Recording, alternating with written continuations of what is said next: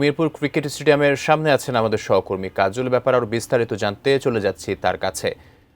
কাজল, আপনার কাছ থেকে জানতে চাচ্ছি, আজকে এই যে খেলা বর্জন এবং পদত্যাগ যে হয়েছে, এই ব্যাপারে আপনার কাছে কি তথ্য আছে আমাদের জানাবেন বিস্তারিত।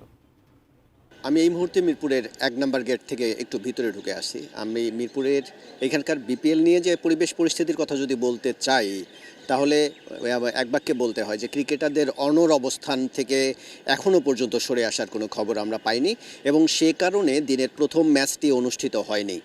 এবং এই দিনের প্রথম ম্যাচটি দেখতে যে দর্শকরা মাঠে এসেছিলেন, তারা মাঠে প্রবেশ করতে পারেননি, এবং এটা নিয়েই একটা প্রায় ক্ষুব্ধ পরিবেশ তৈরি হয়, এবং মাঠের বাইরে প্লাকার্ডগুলো ভেঙে ফেলা হয়, এবং এক পর্যায়ে আইনশৃঙ্খলা বাহিনী এসে ক্ষুব্ধ দর্শকদেরকে সরিয়ে দেন। এবং এই পরিস্থিতিতে আসলে দর্শকদের একটা দাবি ছিল যে যদি ম্যাচ না হয় তাহলে সেই বিষয়টা দর্শকদেরকে আগে জানাইলে অনেকেই রাজশাহী, রংপুর, চট্টগ্রাম মানে দূর দূরান্ত থেকে এসেছেন, তাদের এই ভোগান্তিটা অন্তত হতো না। এবং সেই জায়গা থেকে আসলে বিসিবি ব্যর্থ, এবং অনেকেই বলছেন বিসিবির ভুল ম্যানেজমেন্টের কারণেই আজকের বিপিএলের এই দিনের প্রথম ম্যাচের এই অবস্থা।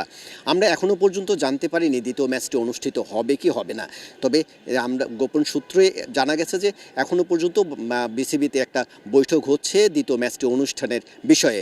আরেকটি বিষয় জানিয়ে রাখি, যে বিসিবি পরিচালক নাজমুল ইসলামকে নিয়ে এত কাণ্ড ঘটে যাচ্ছে, ক্রিকেটাররা নিজেদের দাবি নিয়ে মাঠে নামছেন না, সেই পরিচালককে আমরা যতটুকু জানতে পেরেছি যে তাকে সব ধরনের দায়িত্ব থেকে অব্যাহতি দেওয়া হয়েছে। এবং পদত্যাগের যে বিষয়টি বলা হয়েছে, আসলে এখানে বিসিবির যে গঠনতন্ত্র আছে সেখানে আসলে একজন পরিচালক নিজ থেকে যতক্ষণ পর্যন্ত না পদত্যাগ করছেন ততক্ষণ পর্যন্ত বিসিবি তাকে পদত্যাগ করাতে পারেন না বা তাকে পদত্যাগ করতে বলতে পারেন না। এটা হচ্ছে বিসিবির গঠনতন্ত্রে বলা আছে। এবং এই নাজমুল ইসলাম আসলে নিজ থেকে পদত্যাগ করবেন কি করবেন না, এটা তার একান্তই ব্যক্তিগত বিষয়। এই যে বিষয়টা নিয়ে বিপিএল এবং ক্রিকেট অঙ্গনে একটা বাজে একটা পরিস্থিতি তৈরি হয়েছে, এবং সামনে বাংলাদেশ বিশ্বকাপ ক্রিকেট খেলতে যাবেন, এবং ক্রিকেটাররা নিজেদের খেলা বাদ রেখে নিজেরা মাঠের বাইরে নিজেদের মধ্যে করে একবদ্ধ হচ্ছেন।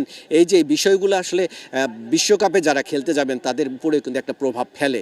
এবং আমরা আসলে কতটুকু বিসিবি আসলে কতটুকু দায়িত্ব পালন করছেন যে বাংলাদেশের জাতীয় ক্রিকেট দল যারা বিশ্বকাপে খেলতে যাবে তাদের মনোবল চাঙ্গা রাখার জন্য কাজ করছেন, এটি আসলে এখন প্রশ্নের একটা বিষয়। আরেকটা বিষয় হচ্ছে বিপিএল থেকেই আসলে বাংলাদেশের ক্রিকেটাররা বিশ্বকাপের প্রস্তুতি নেবেন, এই প্রস্তুতিতেও তো একটা ঘাটতি পড়ে যাচ্ছে। এই যে একটা ম্যাচ হলো না, এই ম্যাচটি কবে হবে, কিভাবে হবে, এবং পরবর্তী ম্যাচে আজকের যে দিনের দ্বিতীয় ম্যাচ আছে সেই ম্যাচে কারা খেলবেন, কিভাবে খেলবেন, কতটুকু মাঠে নেমে ভালো পারফরমেন্স দেখাতে পারবেন, নিজের সেরাটা দিতে পারবেন, সেটা নিয়েও তো একটা সংশয় সন্দেহান থেকেই যায়। এবং এই বিষয়টা আসলে বিসিবির আরও সুনির্দিষ্টভাবে মানে ম্যানেজমেন্ট করা উচিত। এবং দর্শকদের একটাই চাহিদা, আসলে তারা বিসিবি কোথায় কি হচ্ছে, ক্রিকেটারদের অভিভাবক বিসিবিরই উচিত ক্রিকেটারদের দাবি দাওয়াগুলো সুন্দরভাবে বিবেচনা করা, এবং তারা আসলে তাদের মতো করে তাদের পরিচালক যারা আছেন, কর্মকর্তা, তাদের সাথে আসলে এই বিষয়টা নিয়ে আলোচনা করতে পারেন, এবং বিপিএল একটা সুষ্ঠুভাবে সুন্দরভাবে চলুক, সেটি আসলে দর্শকদের প্রত্যাশা। এখনও পর্যন্ত আমরা দেখতে পাচ্ছি মাঠের বাইরে অনেক দর্শক আছেন, তারা আসলে দ্বিতীয় ম্যাচটিও খেলতে পারবে কি পারবে না সেটা নিয়ে আসলে সংশয়।